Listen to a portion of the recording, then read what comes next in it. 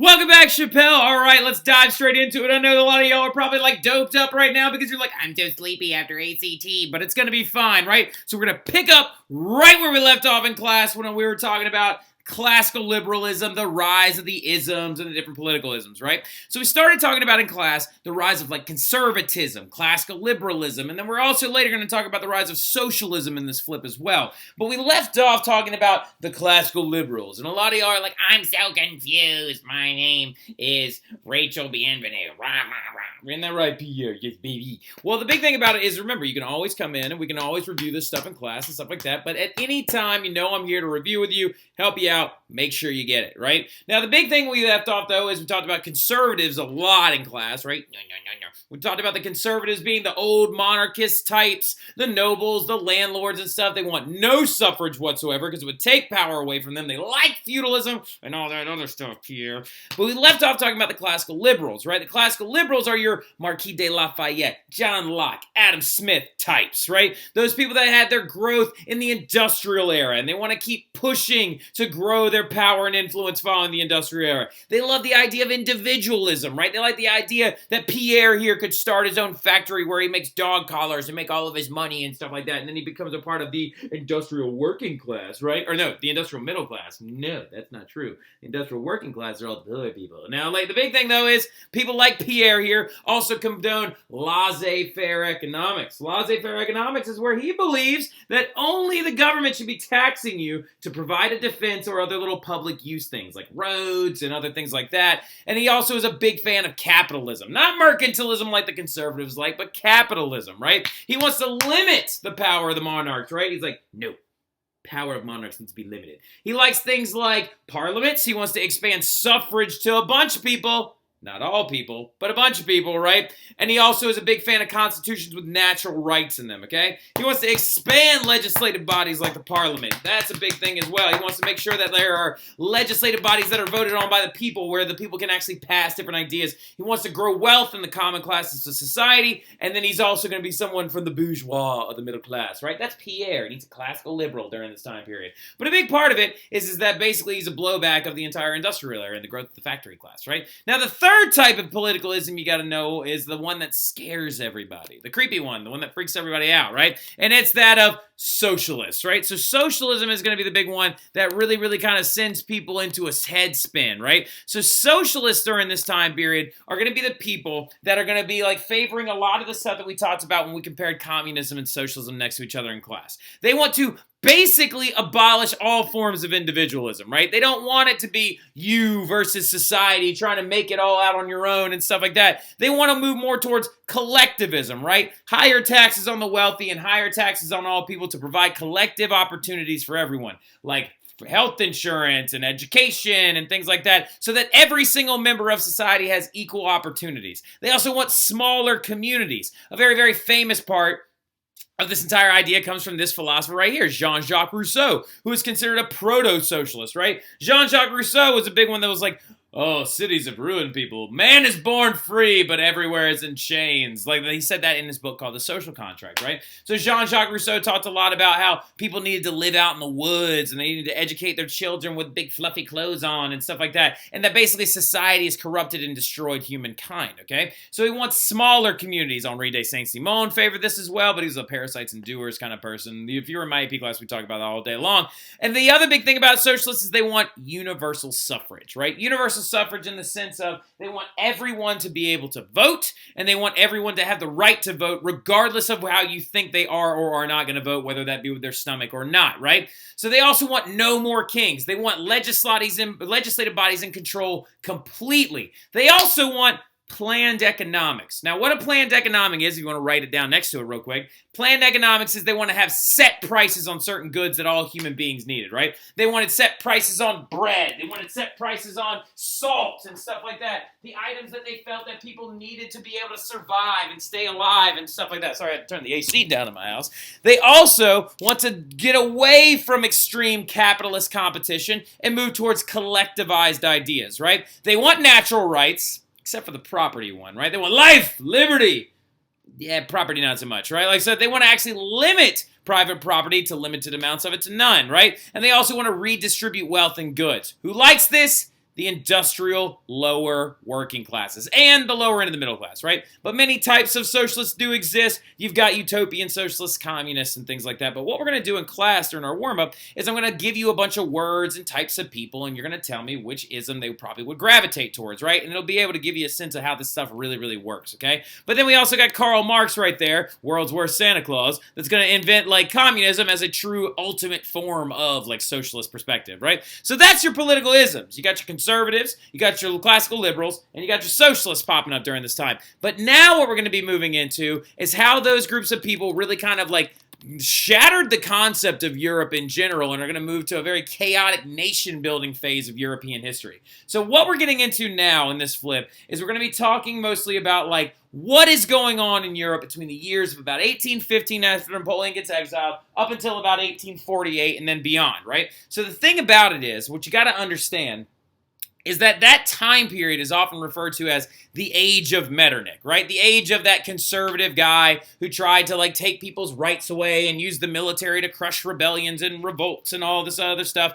And it was a period of time, this age of Metternich, that is referred to as like peace amongst countries, right? But it wasn't really peace amongst countries. It was more like countries using their own militaries to shoot people having protests. Now, we'll get to all that stuff here in a little bit. But in the long run, what is going on is basically like Europe, how you been, buddy? How you been since Napoleon left? Well, depends on who you ask, right? So the biggest thing you need to understand is that industrialism is sweeping throughout the continent by this point, right? We're getting into the 1815 to 1848 period. So the Industrial Revolution is now spreading out of Great Britain and is now moving into other parts of the continent. France is beginning to have factories. Germany doesn't exist yet, but Prussia is beginning to have factories. Austria is beginning to have factories. And all these other places are adopting Industrial Revolution ideas, right? And so you're moving away from economics like this, farm-based economics and agrarian-style economics, and you're moving more towards factory-based models of economics, right? As you can see right here, this is a bunch of guys at a British iron smelting plant, right? So as you can see, life has dramatically changed in a very, very short amount of time. Most people are moving into the cities. They are beginning to work in those cities, and you're beginning to have a lot of issues pop up in those cities. Things like pollution and the industrial society is now taking over. And now you've got middle-class people and working-class people bumping into shoulders with each other and being like, why are they so much richer than I am, right? Like, so, and they're beginning to look around and trying to beg questions of how to fix society's problems. Well, this entire time period, this 1815 to 1848 age of Metternich, is a very important understanding, or a very important thing to understand, that yes, it might have been light on international war. And like what I mean by that is, conservatives during this time period sometimes referred to this chunk of time as the age of Metternich because they believed that the conservatives were bringing about peace after the French Revolution. They were like, oh, the monarchist and the feudal system will be the way to prevent us from killing each other again. Even though, ironically enough, they were having wars before that. But whatever. And so the thing about it is, though, is that there actually wasn't anything less light in the terms of violence. What was actually going on during this time period is basically governments were using their military to destroy their own people, right? So it's kind of like, yes, maybe England wasn't going to war with France, but what's going to end up happening during this time period is because of all the factors associated with these major changes, is that England's actually going to be using their military to destroy their own groups of people, right? Because the thing is that all these different people want different things, right? The conservatives had different ideas. They want social order and absolutism back. The liberals, the classical liberals, want more government participation. They want voting and suffrage, and sorta, not for everybody, but for some distinct few, and they want economic independence. And then workers and the socialists, they want, like, food and stuff, and they also want to be able to vote, and they want fair treatment, and they want government participation as well, but they also really want food and stuff, right? So you have to understand during this time period, you've got massive uproars and very, very upset people coming out of the woodwork, right? Because these groups of peoples can't agree with one another. So take a step back for a second and think about what we've been talking about in class, right? These different groups of people differ from one another so greatly on how they believe that society should be fixed following the Industrial Revolution and the problems associated with it. So the conservatives and the liberals and the socialists all have different understandings of how they want to move forward together in this new industrial environment.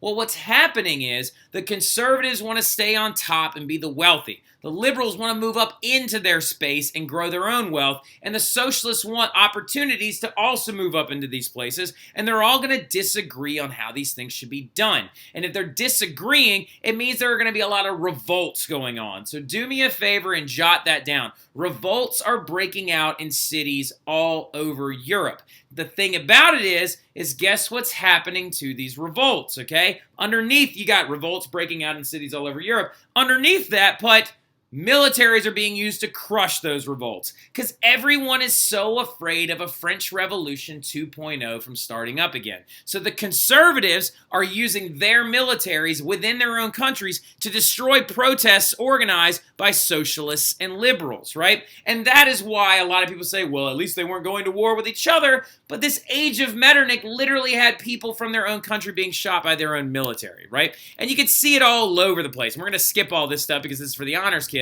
But you've got all kinds of crazy stuff going on throughout Europe. And then on top of everything else, even though this age of peace or age of Metternich is supposed to be going on, then you've got a famine that breaks out in Europe during the 1840s. This time period was literally known as the Hungry Forties, right? So you've got food prices skyrocketing due to mostly bad harvests. And the big event that caused these bad harvests was this thing known as the Irish Potato Blight. That's right, the Irish Potato Blight, also known as the Great Famine, also known as the Irish Potato Famine, might actually be the reason why some of you are actually in the United States of America to this day. Some of your families might have actually immigrated from Ireland during that time period to New Orleans or through the different areas of the United States during this Great Famine, right? So let's talk about what that was and what it was doing to food prices and why it was making people like liberals and socialists so angry and why they were demanding that their conservative governments fix their problems, right? So the Irish Potato Blight was mostly caused by mass production farming, okay? So after the agricultural revolution happened and crop rotation was adopted and all these new ideas are going to come out, and after the seed drill makes farming easier, you don't need as many people out on farms anymore, and as we know, a lot of them are going to move to cities. Well, the farms also dynamically changed. They changed to mass producing certain crops, right? Those certain crops being barley and wheat that were heavily used for making bread, right? So what's also going to be grown, of course, we know is clover for meat production for the animals, and then also turnips for the same thing, and also soil rejuvenation and crop rotation.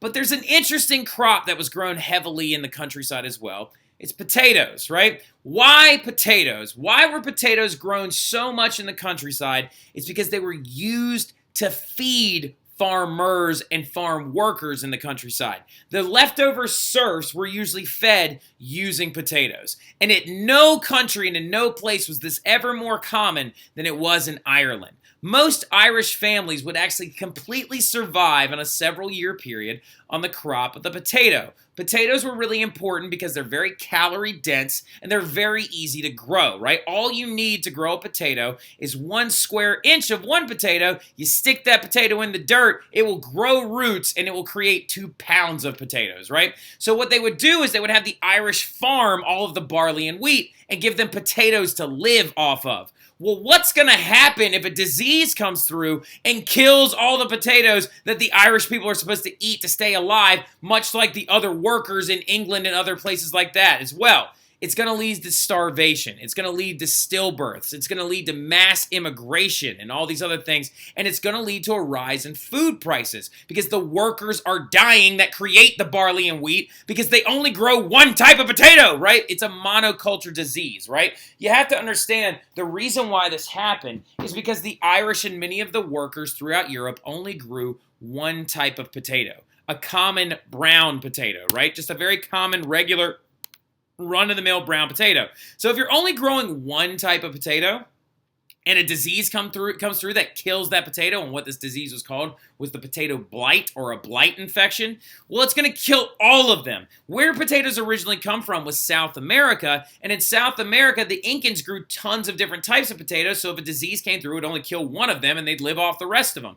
That wasn't the case in Europe. So this is sending food prices through the roof, and bread is becoming crazy expensive, and bread riots are beginning to break out all over Europe. This is going to lead to terrible situations. Riots are breaking out. Socialists are demanding more food. Middle-class citizens are saying they want more food to feed the workers that are working inside the factories they have. They're demanding better representation. They want freedom of press, and they want to stop being censored and stuff. So all these crazy gripes are going to lead to this period of time known as the revolutions of 1848. Now, in 1848, I kid you not, 17 revolutions broke out all over the continent of Europe, literally within the same month, right? It was a series of dramatic and violent revolutions that broke out all over Europe, demanding reforms. And it was the liberals and the socialists that wanted their reforms. And for the very first time, they weren't going to be divided anymore. So in the earlier part of this flip, what I was trying to get at is the socialists and liberals were having different revolutions by themselves. Not even revolutions, revolts and protests by themselves,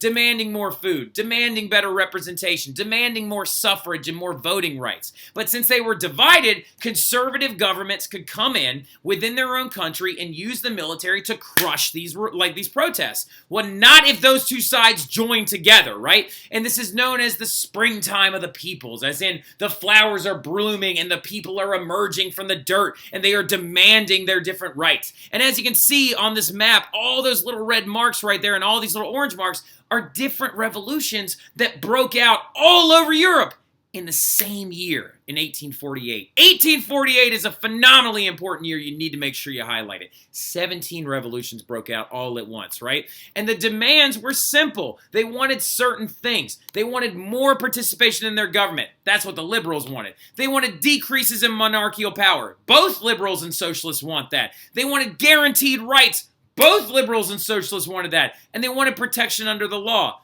Wait a minute, liberals and socialists want all these things, so they decide to join together, and they start having these massive revolutions, and they use the design of the European cities to get this to work, right? And these are dramatically quick. These revolutions happened within a couple of months, not like the French Revolution that happened over a span of several years. And how did they do it? They used a system called making barricades, right? So what they would do is they would use the design of the European cities and their narrow streets to make it so they could create fortified positions where the military couldn't get to them. They would rip the cobblestones out of the streets. They would flip carriages on their sides, and they would literally build these walls throughout the different streets in Europe to make it so if the military was marching down at them that they would have something to hide behind and shoot at the military to prevent them from just crushing their protests all over again. This right here is a actual picture from one of the revolutions of 1848, right? Well, it's actually from 1851, and this is when Napoleon shot a bunch of people, but still, Napoleon III, his nephew. We'll get to that in a second, okay? So, and as you can see right here, that is a barricade as well. This is the Great Barricade of June 1848 at the entrance of the Rue de blah, blah, blah, blah, blah. Of course, in France, this demonstrates to you that the liberals and the socialists are uniting together and demanding new rights. And these revolutions of 1848 had huge amounts of early success, right? So, for example, France's king is going to abdicate during one of these, and his name was the Duke of Orleans, Louis Philippe, right? Louis Philippe, the current king of France, is going to be like, I can't do this, and he runs away. And guess who is going to be elected president? That's right. France gets a president, and it's a dude named Napoleon III. And it's actually Napoleon Bonaparte's nephew who's going to write a new constitution granting nation states and are going to be formed in kingdoms, and people are going to identify with their own country rather than their king. And that is Napoleon III, the dude who's elected president of France after the revolutions of 1848. That's right, the monarchy was officially abolished forever in France after the revolution of 1848. Now, some of you are like, but wait a minute, I thought Napoleon had a son. He actually did. That is Napoleon II right there. Napoleon Bonaparte did have a son, but he actually died at the age of 21 from tuberculosis, so happens to the best of us, you know. But the biggest thing about it is, though, that you have to understand is this is exactly what happened. In these revolutions of 1848, the liberals and the socialists or the radicals came together, and they joined forces to get their demands accomplished. But the problem is what's going to happen is they're eventually going to start fighting with one another and making themselves very weak, okay? Because the socialists and the liberals are going to begin to realize that they have different wants, and some of their ideas don't agree with each other, right? So the revolutionaries begin to fight each other. Suffrage is one of the best examples, right? Socialists believe that everyone should be allowed to vote, whereas liberals believe that only a few select people should be allowed to vote. This is going to lead to them disagreeing and arguing inside of these new legislative branches that have been established, right? So, for example, inside of the one that actually was built in the new state of France, they're going to start arguing with each other, and the conservatives are going to use it as their moment to seize this opportunity, overthrow these new constitution, and roll back a lot of the reforms, right? In 1848, the only thing that really truly died was the concept of serfdom, and feudalism was pretty much going to be outlawed across the continent of Europe after 1848, except for Russia, but we'll talk about that probably later on. They don't actually get rid of feudalism until 1861, which is really embarrassing, Russia. Get your act together, man. 1861? That's so gross that you didn't get rid of economic slavery until literally that point. But as you can see what ended up happening with these revolutions, the liberals and the socialists came together to build those barricades, to fight against conservative armies and conservative groups by their own government. That guy, Metternich, Clemens von Metternich, when the revolution of 1848 broke out in Austria, the one of the 17 that occurred in Austria, the dude ran away, and he just ran away to Great Britain, right? Ran away to Great Britain and was just like, oh, please don't look at me, because he thought that he might get killed by groups of people, right? So the conservatives are going to seize power and try to roll back a lot of these ideas, but there is going to be something very important that happens. Even though these revolutions failed, technically, and even though they accomplished some things but then lost all of them eventually, it is still considered a major turning point in Western civilizations. Because the only ism that really began to spread and stayed true to is the idea of nationalism, right? So the revolutions of 1848 led to a renewed idea of people uniting under one banner and leading to nationalism movements like the ones that occurred in Italy, Germany, and Hungary, right? So these revolutions of 1848 began to put into people's minds the ideas of pride in one's country and pride in one's people and pride in one's people of even fighting against oppression, of looking at themselves and being like, I am German, I am French, I am this, I am that. But the thing about it is, we don't have enough countries to cover all of these different cultures, right? So you're going to see a lot of countries begin to unify, okay? Because nationalism is the virus of an empire, okay? So we're looking at places like different empires. Just remember in the back of your mind, conservatives love their empires. They want to keep them, and they want to be able to control and repress a bunch of people that don't even speak their language. The best one to look at is the empire of Austria-Hungary, right? When you're looking at the Austrian Empire right here, and all that orange, Hungary is right here. Hungarians do not speak German like Austrians do. Hungarians have a different culture that is completely different from Austrian culture. And they wanted to actually have a nationalist movement. And in their revolution of 1848, they demanded their own country. So this idea put forward by the Hungarians demanding a Hungarian state and a Hungarian country all their own that Remy so eloquently put during class. That's right, Remy, over here. That Remy put so eloquently in class during D period the other day when she was like, oh yeah, there's these people come together and they decide they want their own countries because they have their own cultures and stuff, but they're controlled by other people. That is going to be born out of the revolution of 1848, and all these people in these areas that deserve their own countries and have their own languages are going to begin to unify, right? So yes, the revolutions of 1848 were failed on a societal level, but it is going to lead to the conglomeration of new countries. And Italy is a really great example, okay? I'm not going to get into the revolution of 1848 and the nationalism movement in Italy. It's way too long. But basically, these two dudes came together in the north, this guy came together in the south, and Italy went from looking like this to looking like that, right? The best example, though, is the unification of Germany, right? The hands down, bar none, best example of a unification movement happening after the revolutions of 1848 is the one that occurred in the German-speaking states that used to be known as the Holy Roman Empire. And so what's going to happen is we're going to pick up right here in class when I see y'all soon, okay? And the big thing is, though, come in ready because I want to crush some material so your next and last flip before your test isn't that long, okay? But go ahead and start checking Google Classroom for your study guide and stuff like that. But when we get into class, we're going to talk about the isms, the revolutions of 1848, and then we're going to get into the unification of Germany. But I'll see y'all soon, all right? Y'all have a good one.